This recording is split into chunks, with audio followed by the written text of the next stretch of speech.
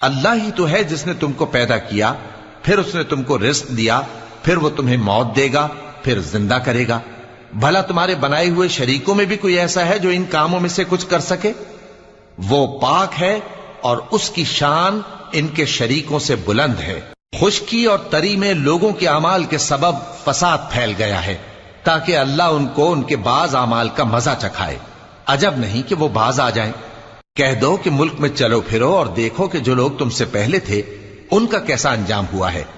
ان میں زیادہ تر مشرک ہی تھے۔ تو اس روز سے پہلے جو اللہ کی طرف سے آ کر رہے گا اور رک نہیں سکے گا، سیدھے دین کے رستے پر سیدھا رخ کیے چلتے رہو کہ اس روز سب لوگ منتشر ہو جائیں گے۔ جس شخص نے کفر کیا تو اس کے کفر کا ضرر اسی کو ہے، اور جس نے نیک عمل کیے تو ایسے لوگ اپنے ہی لیے آرام گاہ درست کرتی ہیں، تاکہ جو لوگ ایمان لائے اور نیک عمل کرتے رہے